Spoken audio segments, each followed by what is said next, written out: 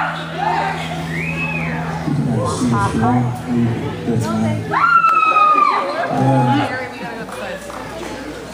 just need a second of your time. I heard this man speak. I heard this man speak about his son, and he said, my son came to me at 9 years old, and he said, Daddy, I want to learn how to shave. And he said, son, you're too young to learn how to shave. You're only 9 years old. You don't even have hair on your face. He said, Daddy, please, I really want to learn how to shave. And Daddy, you shave, and I want to be just like you. And the man knew that his son wanted to be like him so bad that if he didn't teach him how to shave, that his son, that he may try it on his own, and he may do what I did this morning and cut himself. And he said, I didn't want my son to cut himself. And so I thought, well, even though he's 9 years old, I better teach him. And he said, son, I'm gonna teach you how to shave, but you're gonna have to do something first. I want you to go in your room, and I want you to clean up all your toys, and I want you to make your bed. And then, when you get done doing all of that, then you can come up to the big boy restroom, mommy and daddy's restroom, and I'll teach you how to shave. And his kid got so excited, he took off. He said, I've never seen my kid clean his room that fast in my life. And he said, I began to walk up the stairs myself, and I got to the restroom. And he said, I thought to myself, even though my son is not old enough yet to shave, he remembers everything. So if I'm going to do this, I want to do it right for him. And so he said, I started to get excited because this is, even though he's too young, this is awesome. Like teaching my son how to shave, you know? And so here's this man messing around with all the shaving equipment. And he said, I put out all the razors. I took out the Quattro, the one with 4 blades. And then he said, I said, but I'm going to teach you about all the razors. And he said, then I pulled out the one with 2 blades. I don't know what they would call it. Double, maybe, I don't know. And so I put that one out, and then I took out the single blade one. And that's the one I use, and that's why I cut myself shaving this morning. And so anyway, so he said I took out all of these razors. I was going to teach him all about them. And I took out the shaving gel and the shaving cream and all this stuff and aftershave. And he's like, I got the hot towel there. And he's like, man, I was going to do it all for my son. And even though he was 9, I knew he would remember it. And he said, plus I told my son that we're only going to do this once, and then we'll come back to it when you're old enough. Daddy's going to do this for you this one time. And so he had it all ready, right? So he has the hot water going, just the right temperature. And he said, I heard my son coming up the stairs. And he said, even though I couldn't see his face, just the pitter-patter of his feet coming up the stairs made me understand how excited my son was. And there it was. He's coming up the stairs, and here I am getting everything ready, and I look up into the mirror, and he said, and I saw my son looking at me.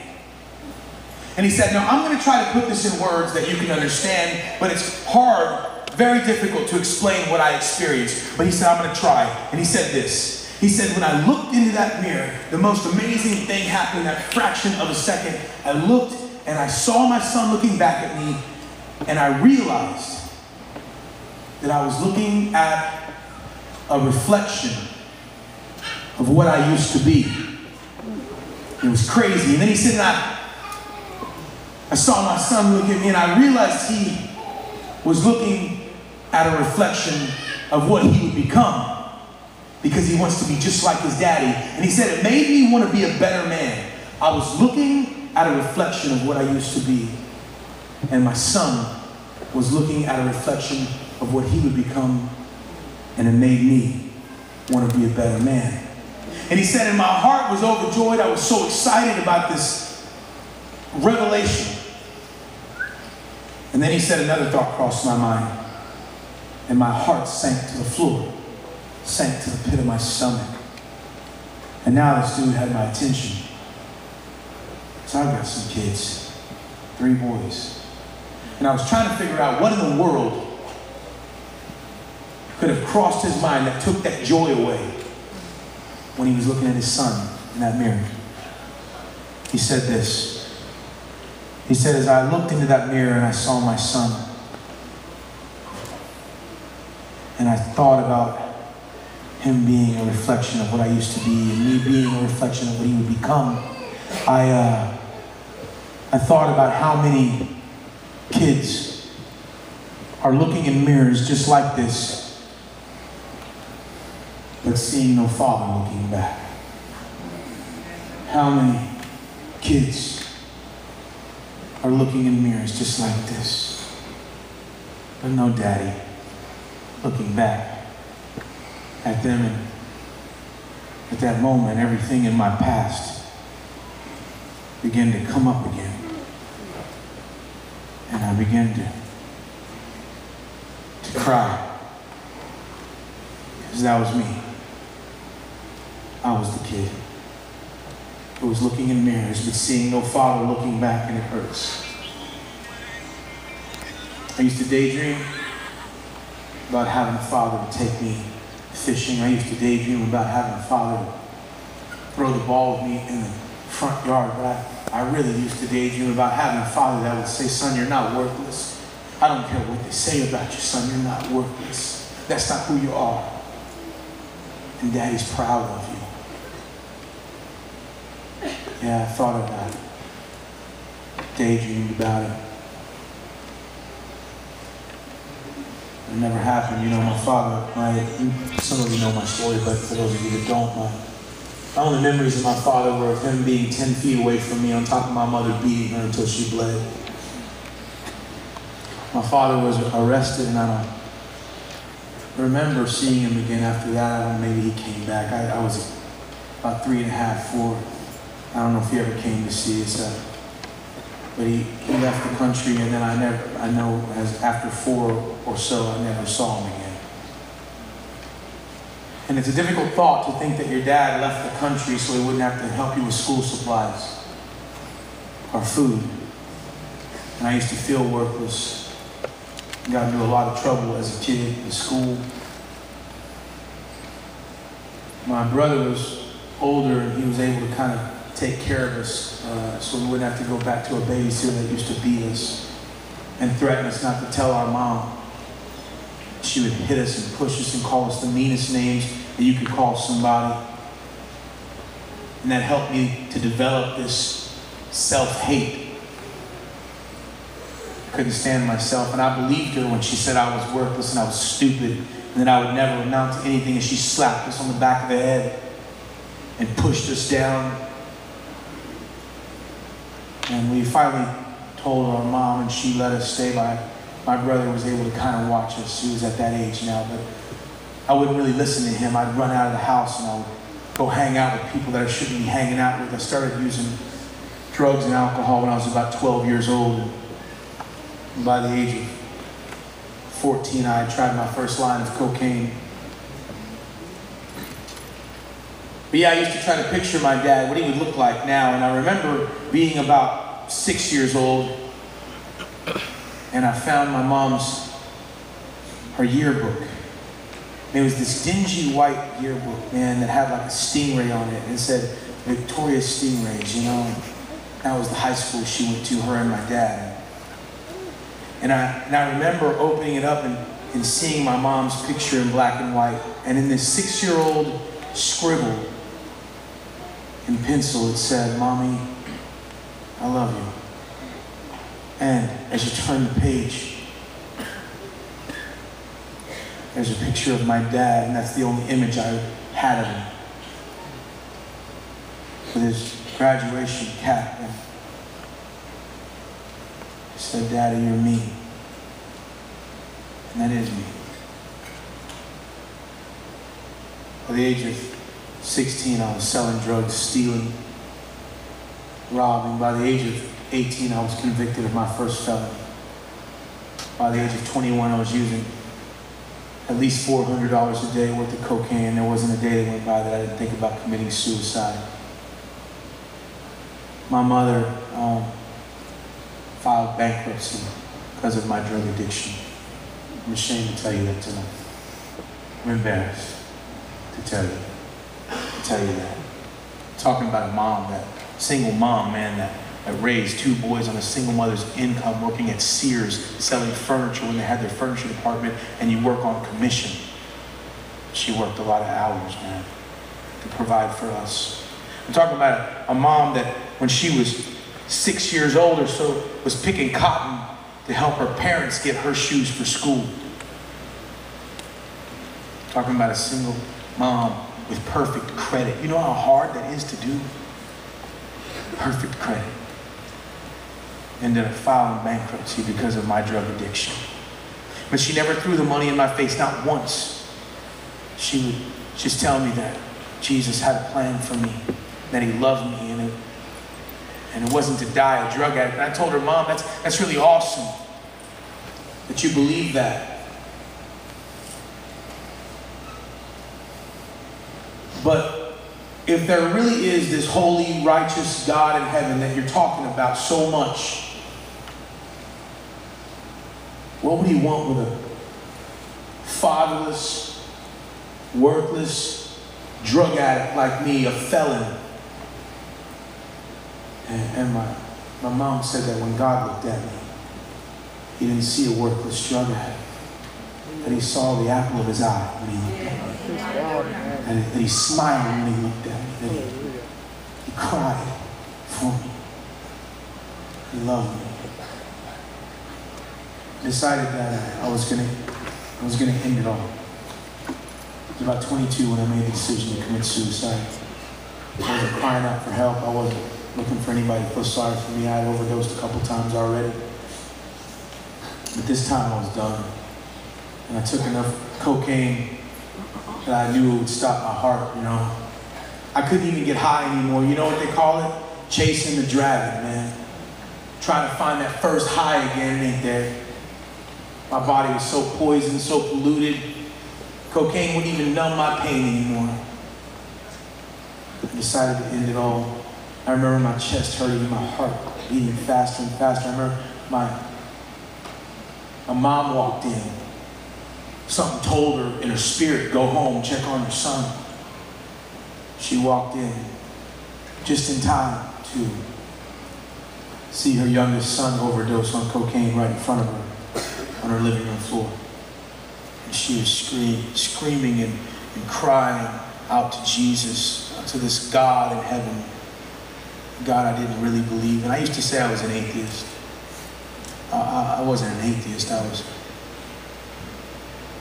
just didn't know. But I figured even if there was a God, he wasn't going to like me. Surely he wouldn't love me. I couldn't get my own dad to do it.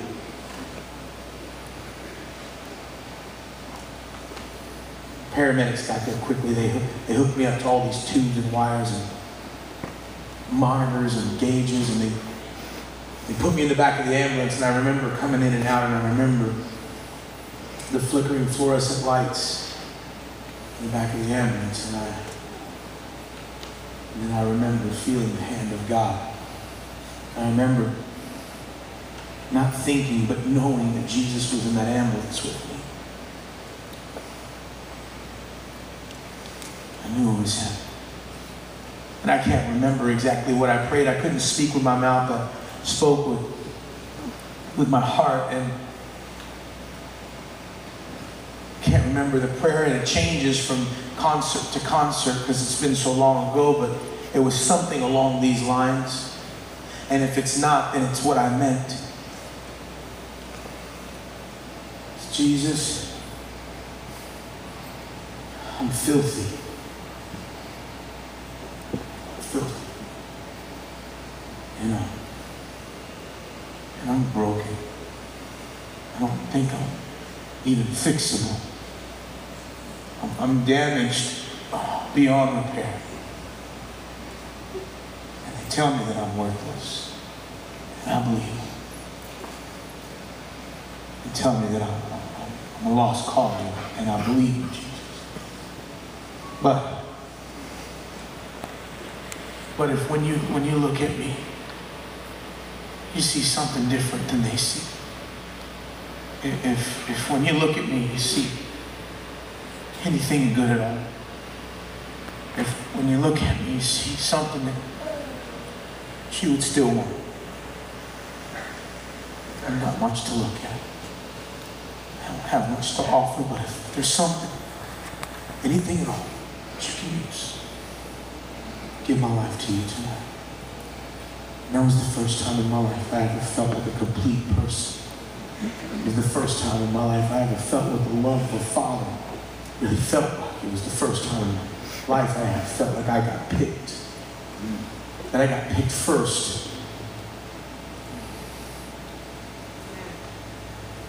I remember living in this trailer park, man, with my mom and brother. It was a pretty rough little area. And as the kids were like bullies and lots of stuff going on. And I remember the two coolest kids. Actually, you know, we had moved from the trailer park and we moved into a place called Tangerine. It was like a little subdivision. It was my mom. My mom worked so hard to get this little, we had the littlest house in there, but it was brick. It was a brick home. I'm pretty sure it was called Tangerine. Mom, are you in here? Tangerine? Yes. The Tangerine, this little subdivision, and there were these two kids. A kid named Jeff Wisey and another kid named Chad Goslin. Yeah, another kid named Chad Goslin. Yeah, I'm gonna put their names out there right now. They're probably watching on Ustream. I told you I'd get you. These two kids, and they're probably good men now, but they were abusive and rude and bullies. And they would call me wetback all the time and spit and push me around all the time. And they always like swung at me and my brother and always tried to pick on us. But for some reason we would still hang out because everybody hung out with them because they had the football, you know, in the neighborhood. And we would go and I remember standing in the line that they would put us all at, and really they didn't invite us. We just both me and my brother stood in line because all the kids in the neighborhood were in line. We wanted to be a part of it. And it would be Chad and Jeff. And Chad would go down the line. You right there, you're on my team. Then it was Jeff's turn and he'd be like, you're the one I want. You're on my team. And then they would go back and forth, back and forth, back and forth. And I would wait to get picked I wanted to be picked so bad, man. And my brother acted like he didn't care. And we would be the last two. And then they would say, we got enough players, you guys can watch or be the referees, like we knew how to referee a football game, right? And so I would be heartbroken, man. Just wanted to be, anybody in this place just ever wanted to be picked, man? And that was me. And I went back to the little house we lived in. And the same thing happened at the trailer park we lived in too. I remember being in that trailer, and I remember thinking, I can't cry too loud because I don't want my mom to hear me. The walls were like paper thin in the trailer, and I didn't want anybody to hear me. And I would bury my face in the pillow in the middle of the night, and I would just cry because I just wanted somebody to like me. I just wanted to be picked one time in my life, man.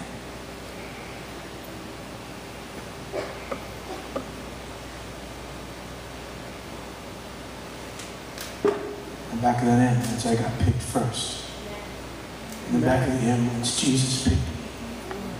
And he chose me first. And he's choosing you first. He chose us, man. He says, I pick you. I pick you. And you and you and you. And I pick you and I pick you. And I pick you. And I pick you first. You didn't pick me, I picked you. I picked you. Because I love you. I love you. And I'm satisfied with my choice, he says, tonight. I picked you. They can't see what I see when I look at you. They don't have the skills that I have to see what I see in you. They're amateurs when it comes to finding the gifts in you. They're amateurs when it comes to really knowing you. They ain't got my skills. I'm God, and I pick you. Today, at the age of 38, I know I look 18. I use that, honey, what was that stuff I used today? Wash that gray right out of your hair. So, now I feel young. No, I use that stuff today. I feel really young. That's not gray. But I'm 38 years old, man, and today I'm not a drug addict, and I'm not a criminal. Today I'm a father and a husband.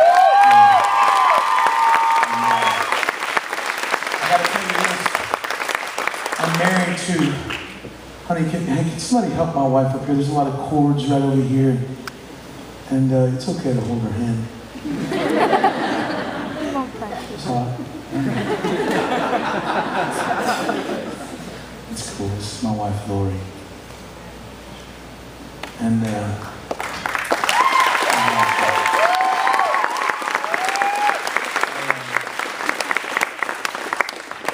I know that we look like an awkward couple.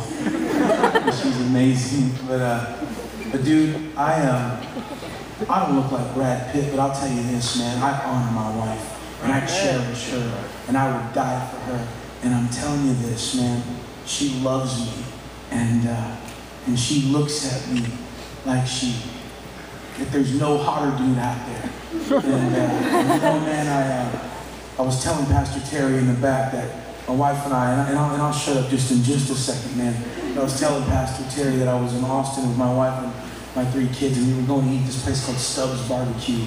And and so I love the sauce and and so I get it at wherever grocery store I can get it at, and we keep on the bus. And so I thought, well, I'm in Austin, I want to go eat there, And I was walking down the street in Austin. I used to live in Austin. And I was walking down the street in Austin, and I was with Lori and the kids, and I was like trying to shield them because down there close to the Labor Hall or close to 6th Street, there's a lot of bad stuff out there, man. And I was like trying to shield them. And I was even a little nervous, and I looked to my left, and there was an alley I used to sleep in when I was homeless in Austin. And then I looked to my right, and I saw my wife.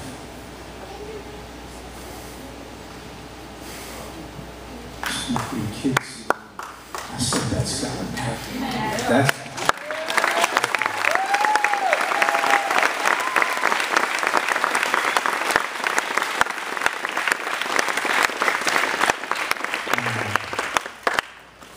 God, I'm not that smart, man.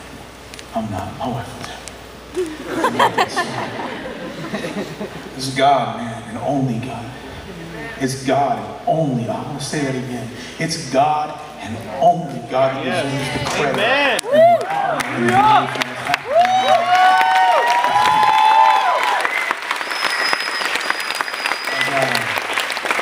My wife and I got 3 beautiful kids, and you'll meet them tonight because they learn little card tricks, and it's everything they can do to try to get these tricks right, and they may mess them up, but they learn these tricks so they can sponsor their child, and each one of them has their own kid that they sponsor, and it used to be mommy and daddy that sponsored those 3 kids in honor of our 3 kids, but now it's our 3 kids that are trying to learn these tricks with all their heart, and I gotta say that maybe my wife and I did something right, and man, And really, all we did was listen to God, you know? That's what we did right. We realized that we're nothing without Him. That's what we did right. And I want to do this before we close. I want to just have you bow your heads and close your eyes. I know it's a week and it's going to be work tomorrow for some of you and school and stuff, and I get it, man. But we make time for texting our friends. We make time for Facebooking. We make time for everything else, man. But I'm just asking you to make just about 5 more minutes or so. Someone's life is going to be changed forever in this place, and I can say that with boldness, not because I'm that cool, but because I know my Father in heaven.